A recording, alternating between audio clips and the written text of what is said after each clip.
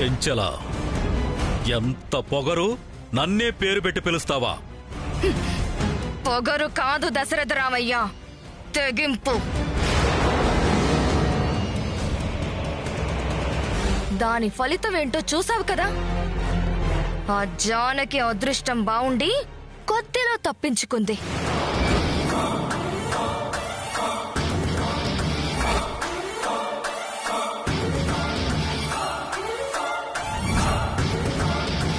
కానీ ఈసారి మాత్రం అది తప్పించుకోలేదు.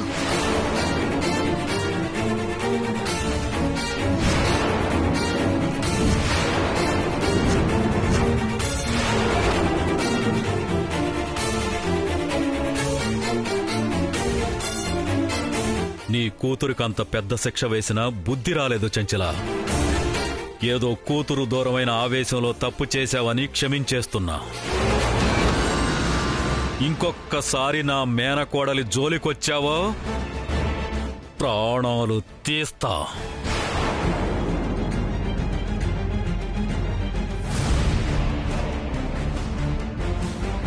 మేనకోడలా? ఎవరు నీ మేనకోడలు? ఆ జానక.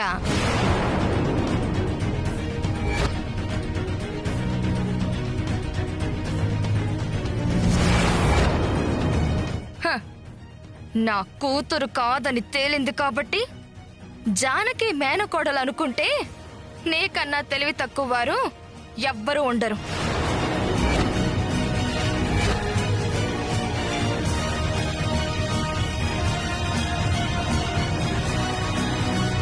నా మేనకోడలెవరో నాకు తెలుసు. నీతో చెప్పించుకునే పరిస్థితిలో అయితే నేను లేను. అలాగే అనుకో. అసలు మేనకోడలెవరో నాకు తెలుసు.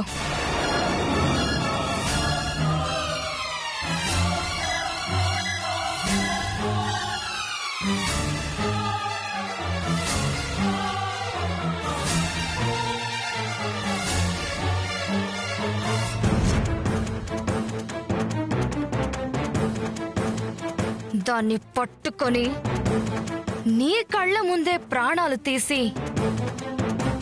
నీ కుటుంబం మొత్తాన్ని నాశనం చేసి నా పగ తీర్చుకుంటా.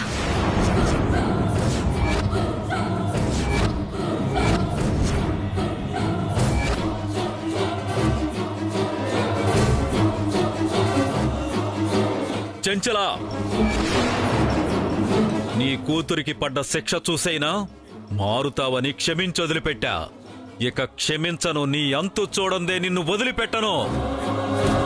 అలాగే చూద్దాం, ఎవరి అంతు ఎవరు చూస్తారో.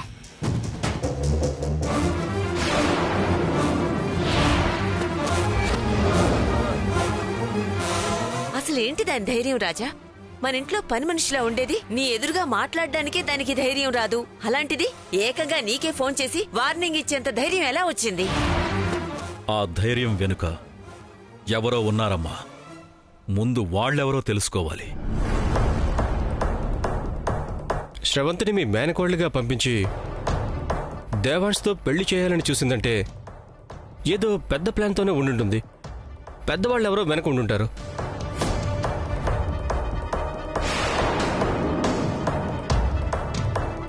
ఏదో ఒకటి మాట్లాడకపోతే మళ్ళీ మన మీద అనుమానం వస్తుంది.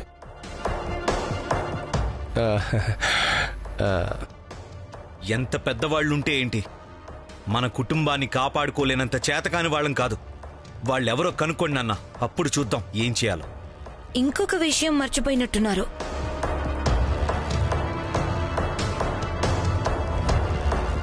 ఫోన్లో ఏం చెప్పిందో సరిగ్గా విన్నారా? ఈ జానకి కూడా మేనకోడలు కాదట.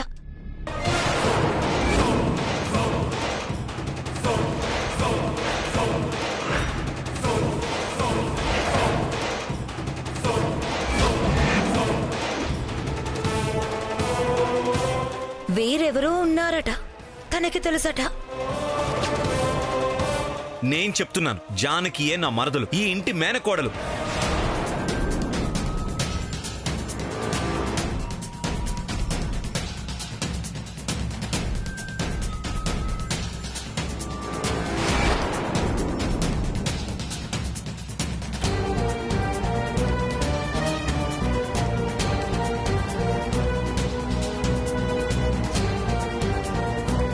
శ్రవంతి ప్లాన్ వర్కౌట్ కాలేదని జానకి కూడా మేనకోడలు కాదంటుందంతే.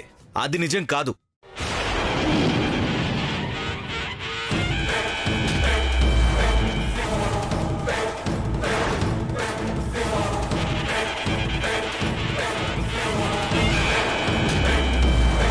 అది నిజమని ఎవరు నమ్ముతున్నారు నాన్నా? ఆ చెంచల చెప్పేది నేను అస్సలు నమ్మను. ఇంట్లోంచి బయటికి గెంటేటప్పుడు నాతో కూడా ఇదే మాట చెప్పింది.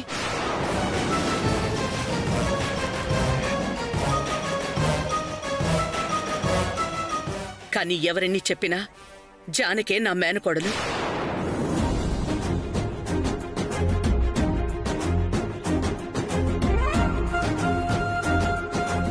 ఆ చెంచలే కాదు, ఇంకెవ్వరూ జానకి నా మేనకోడలు కాదు అనకుండా ఒకటి చేస్తే బావుండనిపిస్తోంది.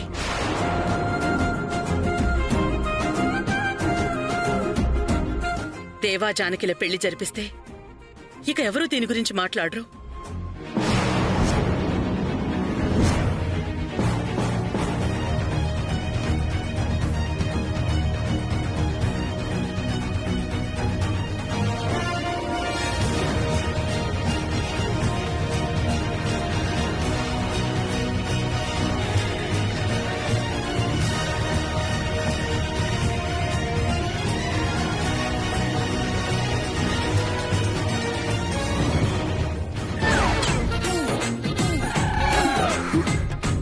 ఇదేంటి ఈయన నవ్వుతున్నారు?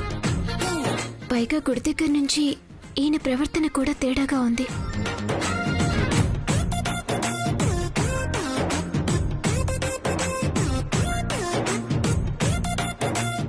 ఏమంటారు? అవన్నీ మాట్లాడే సందర్భం కాదులే కౌసల్య. ముందు ఆ చంచల సంగతి తేల్చాలి. రాజా, నువ్వేం చేస్తావో నాకు తెలీదు. ఆ చంచల మళ్ళీ మన కుటుంబం వైపు కన్నెత్తి కూడా చూడకూడదు. అది నేను చూసుకుంటానమ్మా. అమ్మా జానకి, నువ్వు వెళ్ళి విశ్రాంతి తీసుకో. ఊర్మిళ, జానకిని పైకి తీసుకెళ్ళు.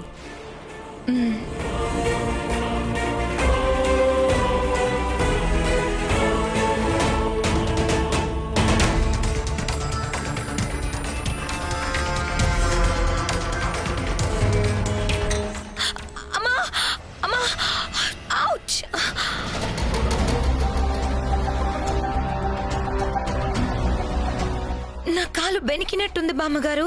అన్నీ ఇప్పుడే వస్తాయి నీకు. దేవాంశ్, నువ్వు తీసుకెళ్ళి నాన్నా. సరే అమ్మా. పర్వాలేదు అత్తయ్య, నేను వెళ్తాను. ఈ రోజు నుంచి ఇంటా బయట ఎక్కడా నిన్ను ఒంటరిగా వదిలేదే లేదు. నువ్వు తీసుకెళ్ళి నాన్నా. అత్తయ్య, జానకి నువ్వురా.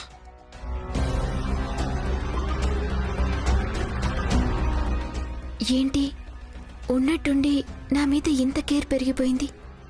చంచల అటాక్ చేయించినందుకా, లేకపోతే ఇంకా ఏమైనా ఉందా?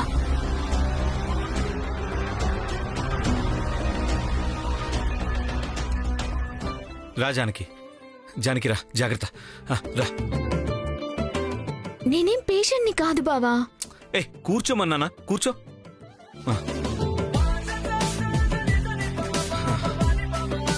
కింద అత్తయ్య అనుకుంటే నువ్వు మరీ ఎక్కువ చేస్తున్నావేంటి బావా? ఎందుకు అంటావేంటి? అసలు నువ్వు ఎవరు? నిన్నెంత బాగా చూసుకోవాలి. బావా, ఏమైంది ఈరోజు నీకు?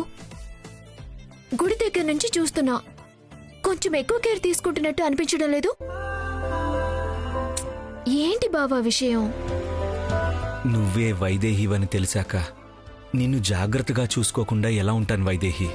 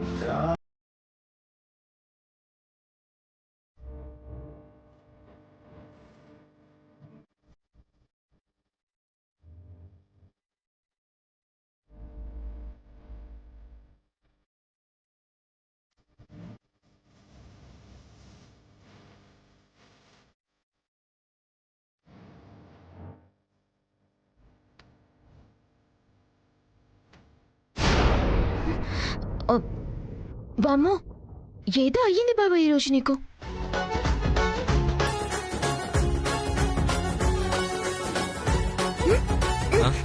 ఏంటి కలర్పకుండా అలాగే చూస్తుండిపోతున్నావు? ఏం కనిపిస్తుంది నా మొహంలో? ఏం లేదు, ఈ మొహాన్ని ఇంతకు ముందు ఎప్పుడో చూసినట్టుంది. ఆ ఆనవాళ్ళు ఏమైనా కనిపిస్తున్నాయా అని చూస్తున్నాను. చూపులు అవి మాత్రం అలాగే ఉన్నాయి.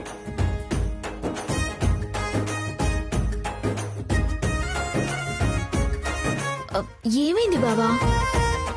ఏంటి ఈరోజు ఏదేదో మాట్లాడుతున్నావు? ముందు నువ్వు ఇక్కడి నుంచి వెళ్ళు. వెళ్ళు. ముందు నువ్వు రెస్ట్ తీసుకో, నేను అప్పుడే వెళ్తాను. నేను బానే ఉన్నాను బాబా, నాకు రెస్ట్ ఎందుకు? నువ్వు వెళ్ళు. నీ తలకి దెబ్బ తగిలింది, నువ్వు స్పృహ కోల్పోయావు. డాక్టర్కి ఫోన్ చేస్తే ఆయన ఏం చెప్పారో తెలుసా? ఒక రోజంతా కదలకుండా రెస్ట్ తీసుకోవాలని చెప్పారు. అటు ఇటు తిరిగితే మళ్ళీ కళ్ళు తిరిగే ప్రమాదం ఉంది అన్నారు. కాబట్టి నువ్వు పడుకో. నేను పడుకోను. పడుకుంటావా లేదా? నువ్వేమన్నా చేసుకో, నేను పడుకోనంటే పడుకోను. పడుకోవా? పడుకోవా? బావా,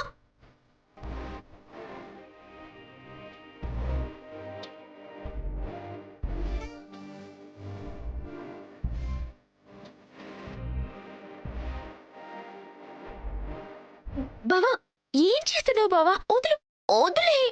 ఏం చేస్తున్నావు?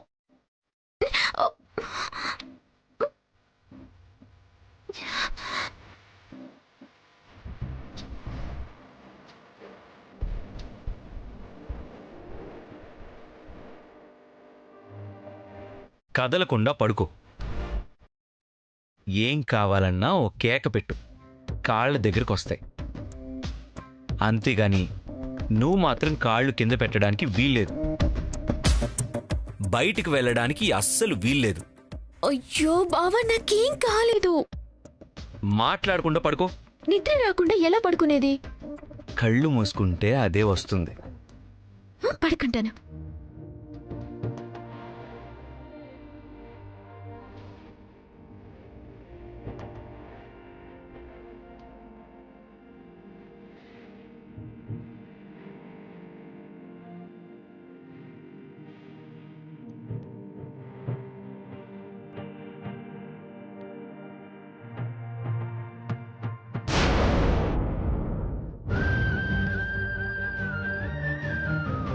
ఇన్నాళ్ళు నువ్వు ఎక్కడున్నావని పిచ్చివాళ్లాగా పరితపించాను.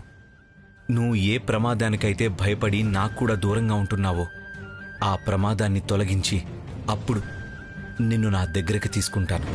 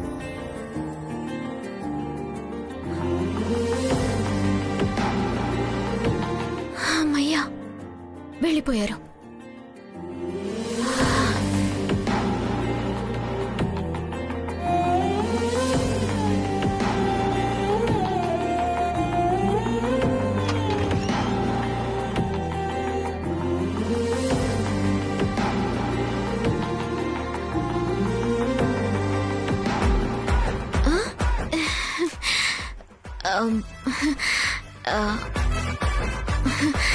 ఆ, ఇక్కడే ఉన్నారా? ఆమ్, మీరున్నారా లేరా అని చూస్తున్నానంతే. ఉన్నారు కదా, నేను పడుకుంటాను. పడుకుంటాను పడుకుంటాను పడుకుంటాను పడుకుంటున్నాను పడుకుంటాను. మీరు డోర్ క్లోజ్ చేసుకోండి. పడుకుంటాను.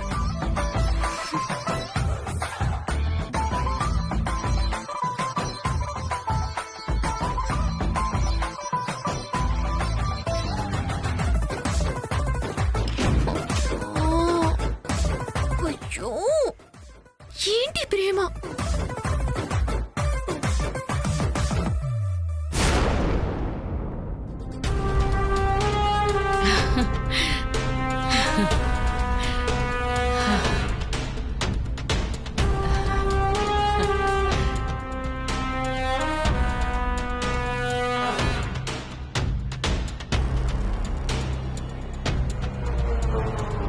ఎన్నో ఏళ్లుగా భద్రంగా దాచుకున్న హారం అంత సులువుగా దోచుకుపోతావా? ఉన్నాడే, దేవుడున్నాడు. నా హారాన్ని తిరిగి నాకు దొరికేలా చేశాడు. ఏంటత్తయ్యా అది? ఏం లేదు. ఏదో దొరికిందంటున్నారు. దానికోసమే నా నడుములు పోయేలా 4 రోజులుగా వెతికించారు. అదేంటో చూపించండి. అరే, ఏం లేదని చెప్తున్నాగా.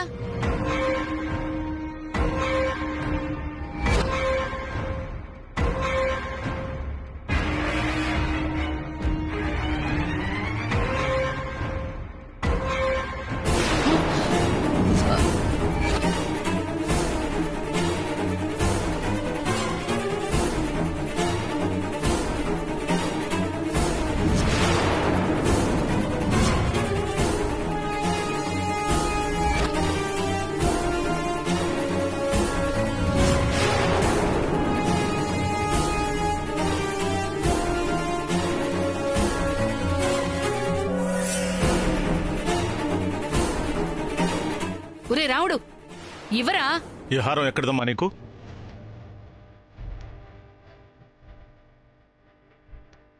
ఏంట్రా ప్రశ్న? ఎక్కడి నుంచో కొట్టుకొచ్చినట్టు. నాదే. నీదా? మీకెక్కడిదత్తయ్యా? చూస్తుంటే చాలా విలువైన దానిలా ఉంది. మీకెక్కడిదత్తయ్యా? విలువా పాడా? మెరిసేదంతా బంగారం అయిపోతుందా ఏంటి? అదేదో పిచ్చిది.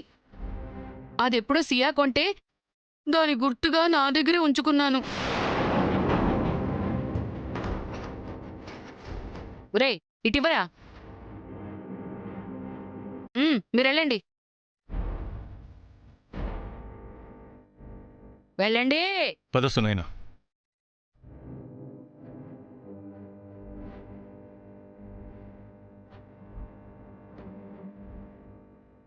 అమ్మయ్యా.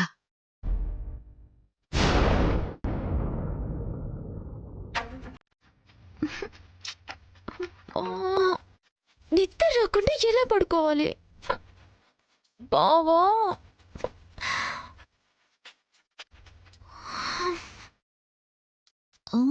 ఇంకా అక్కడే ఉన్నారా?